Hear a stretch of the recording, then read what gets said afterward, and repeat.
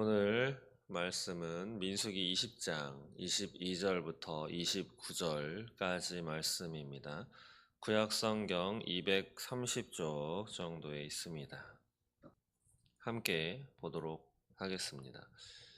이스라엘 자손 곧 온 회중이 가데스를 떠나 호르산에 이르렀더니 여호와께서 에돔 땅 변경 호르산에서 모세와 아론에게 말씀하시니라. 이르시되 아론은 그 조상들에게로 돌아가고 내가 이스라엘 자손에게 준 땅에는 들어가지 못하리니 이는 너희가 무리바 물에서 내 말을 거역한 까닭이니라.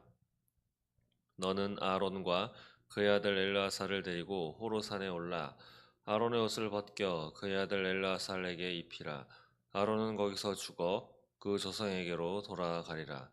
모세가 여호와의 명령을 따라 그들과 함께 회중의 목전에서 호르산에 오르니라. 모세가 아론의 옷을 벗겨 그의 아들 엘르아살에게 입히매 아론이 그 산 꼭대기에서 죽으니라. 모세와 엘르아살이 산에서 내려오니 온 회중 곧 이스라엘 온 족속이 아론이 죽은 것을 보고 그를 위하여 30일 동안 애곡하였더라. 아멘. 오늘 민수기 말씀, 한 사람 하나님의 사명을 받들어 거룩한 직분을 수행했던 아론이 하나님 곁으로 가는 그런 기사의 내용입니다.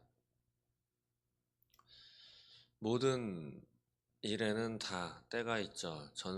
전도서에서도 말씀하시는 것이 모든 것은 때가 있다. 울 때가 있고 웃을 때가 있고 태어날 때가 있고 죽을 때가 있고 또 기뻐할 때가 있고 슬퍼할 때가 있고 다 때가 있다라고 말씀하죠. 그때 우리는 시계를 가지고 삽니다. 이 예배당에도 저 뒤에 시계가 있고 핸드폰에도 시계가 있고 세상 살아가는데 우리는 시계를 가지고 또 시간을 맞추면서 살아갑니다. 하루는 24시간으로 이렇게 정했죠. 옛날에는 뭐 물시계니 해시계, 해의 이동 경로를 따라서 하루를 이렇게 때를 나누어서 하루를 살아가는, 지구가 하루에 한 바퀴 자전하는 것에 의해서 하루를 계산하고 또 태양을 한 바퀴 도는 것을 또 계산해서 1년을 살아갑니다.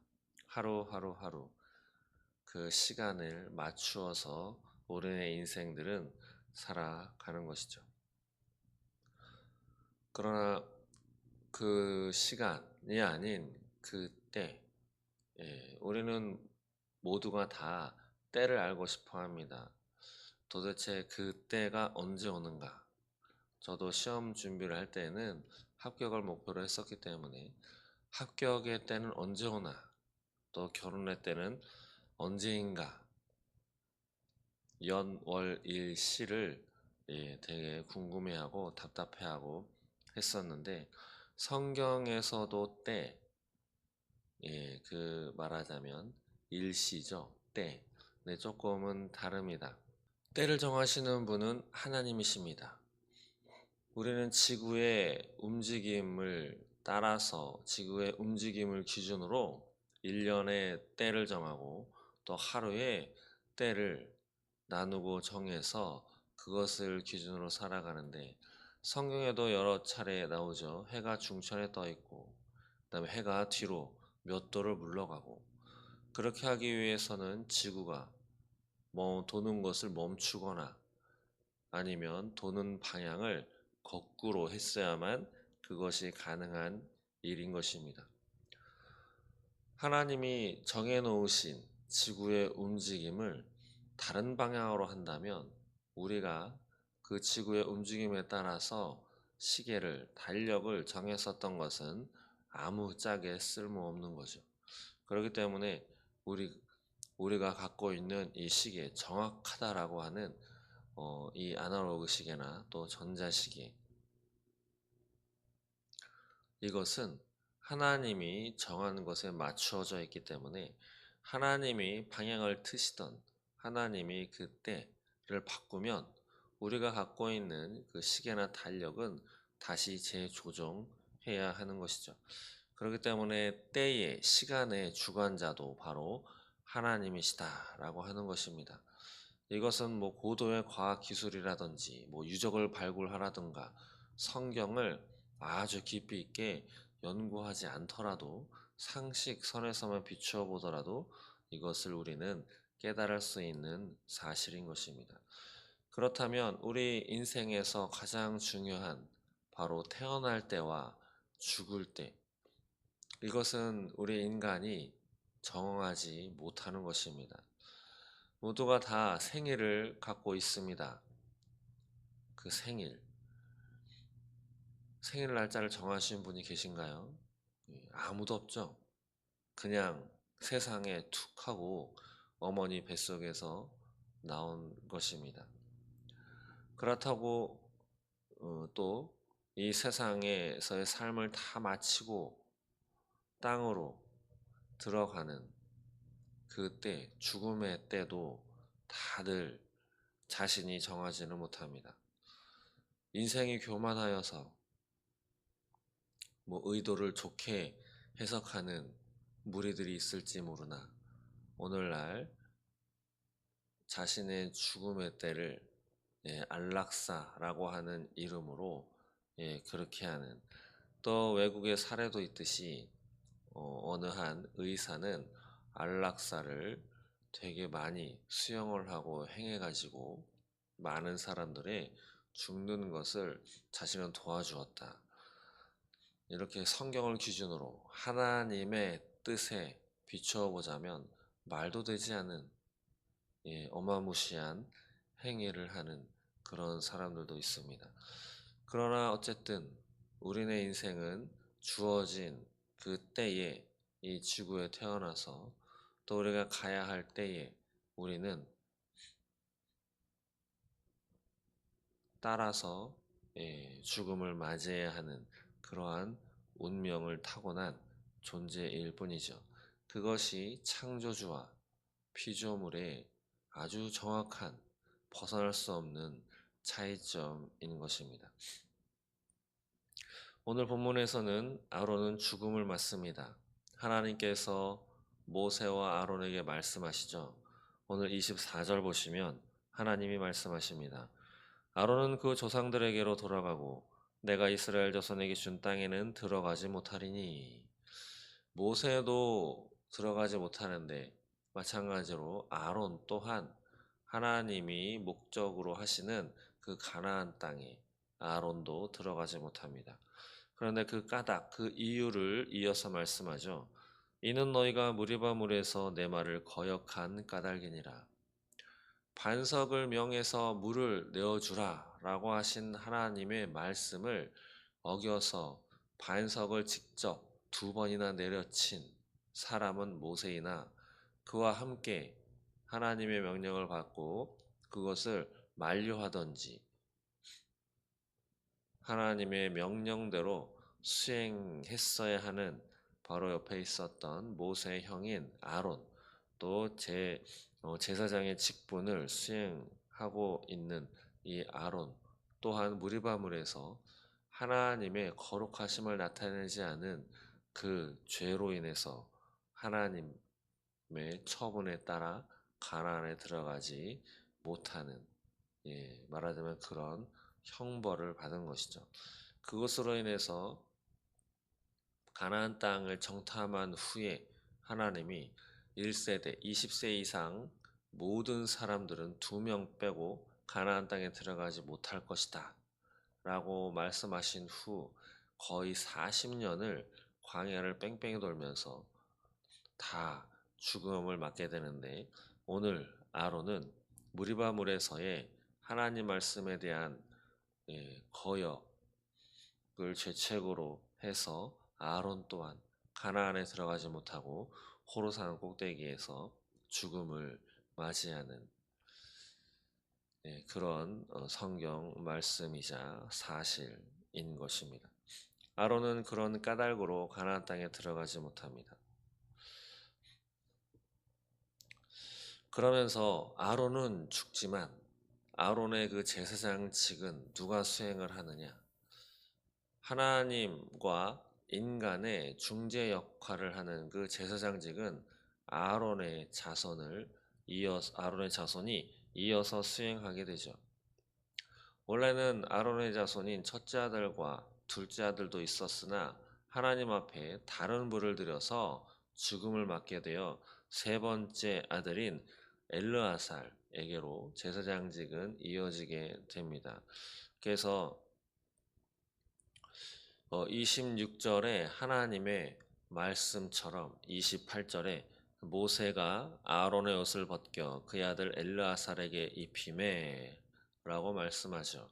여기서의 아론의 옷은 대제사장의 의복을 이 말씀하고 있고, 대제사장의 의복은 거룩한 옷이라고 지칭하죠.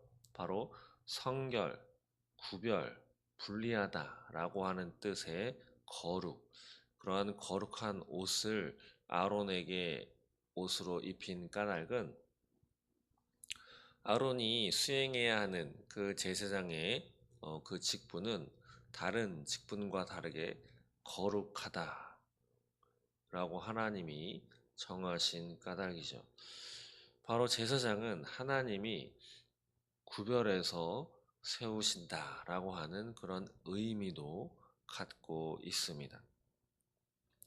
그래서 아론은 출애굽할 때에 83세였는데 오늘날 123세, 40년을 다니면서 직분을 수행해서 123세에 죽음을 맞게 되죠.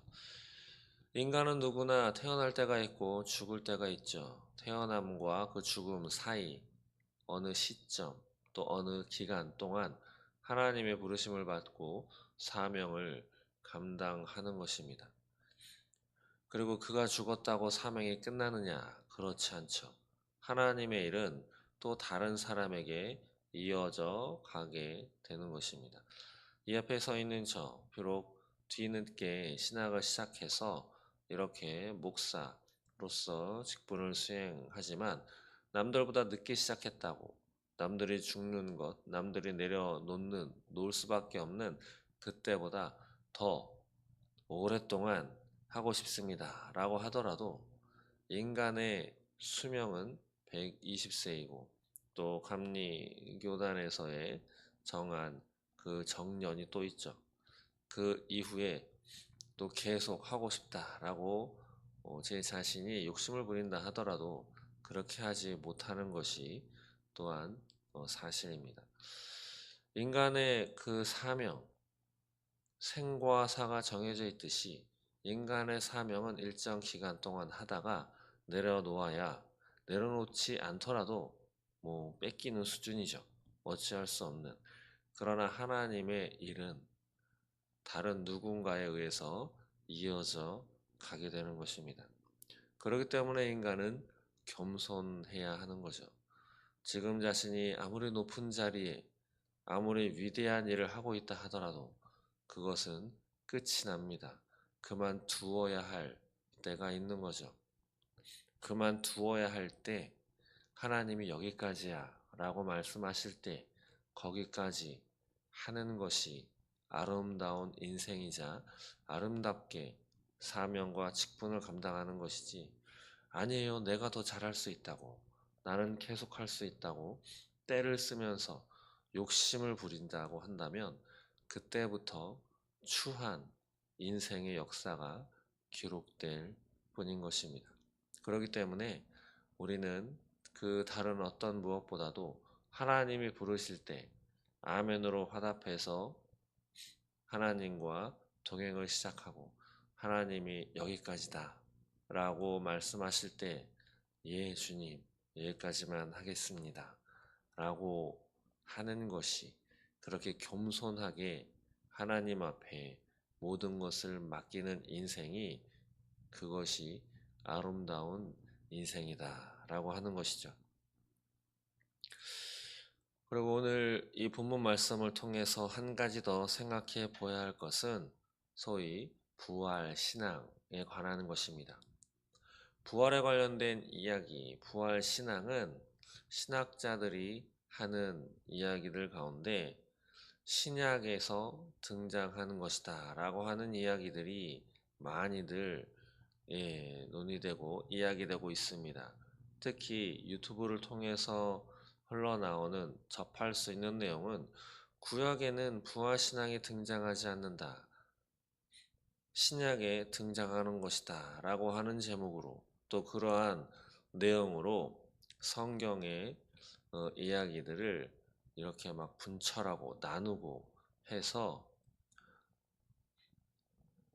재단하고 쪼개려고 하는, 그래서 성경을 약간 뒤틀려고 하는 그러한 내용의 이야기들이 유튜브를 통해서 많이 등장을 합니다.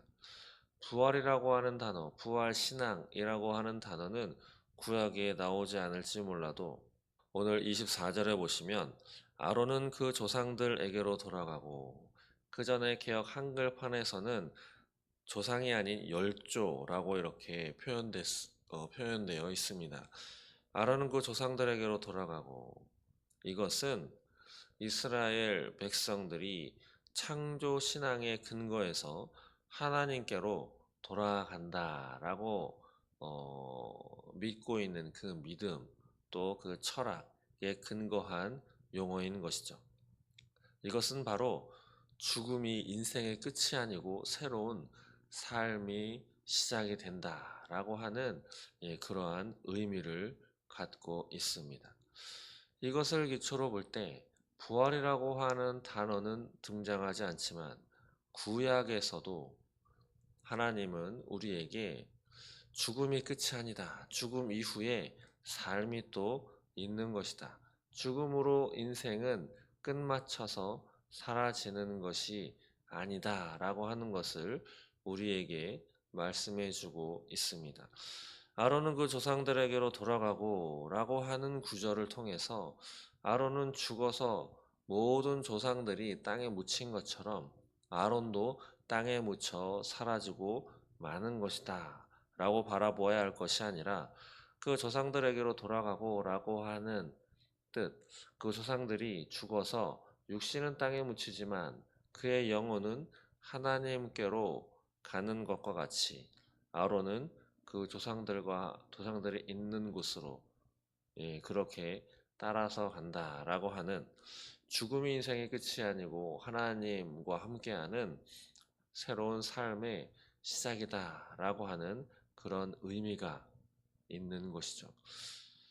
그래서 부활이라고 하는 단어가 구약에는 등장하지 않지만 누군가가 이야기하는 것처럼 신약에 있어서 드디어 등장하는 그러한 개념이다 라고 해서 성경이 구약에서부터 신약이 하나가 되어서 하나님이 주신 이야기가 아니다 라고 하는, 그렇게 명백하게 주장하진 않지만 약간 이상하게 인문학적인 인간들의 사고방식, 인간들의 철학 사상을 슬며시 집어넣어서 성경을 왜곡하고 곡해하려고 하는 그런 것에 현혹되지 마시기 바랍니다. 성경은 일관되죠. 하나님이 말씀하시는 그러한 말씀으로 바로 바라보시고 구약에서의 그러한 이야기를 통해서도 하나님은 분명히 죽음이 끝이 아니다 라고 하는 것을 우리에게 말씀해 주고 계시다라고 하는 것입니다. 오늘 민수기 말씀을 통해서 우리네 인간들은 그 직분이 무엇이든 주신 사명이 무엇이든 다 그것을 수행할 수 있는 때가 있고 그것을 놓아야만 하는 그러한 때가 있다 라고 하는 것을 기억하시면서 오늘을 살아가는 저와 여러분 또한 지금 어느 위치, 어떤 역할, 어떤 사명, 어떤 직분을 감당하고 맡고 계실지라도 이것을 그만두어야 할 때가 있다라고 하는 것을 명심하시고 지금 주어진, 지금 부르신 그 사명에 감사함으로 열심히 최선을 다하여 하나님의 영광을 드러내는 그러한 인생을 사시고, 그리고 하나님이 여기까지야 라고 말씀하실 때 그것에 예, 거부하지 마시고 하나님의 뜻을 온전히 받들어 하나님의 뜻대로 삶을 살아가시는 저 여러분 되시기를 소망합니다. 기도하겠습니다. 하나님 감사합니다. 말씀에 대한 순종은 생명이 되어서 열매를 맺지만 우리 자신의 방법대로 살아가는 것은 하나님을 반역하고 하나님의 뜻을 거역하고 죽음으로 이어진다라고 하는 것을 깨닫게 됩니다. 그것이 무리바물 사건인 것입니다. 세상의 지혜가 충만한 이 시대에 하나님의 뜻에만 순종하게 하옵소서.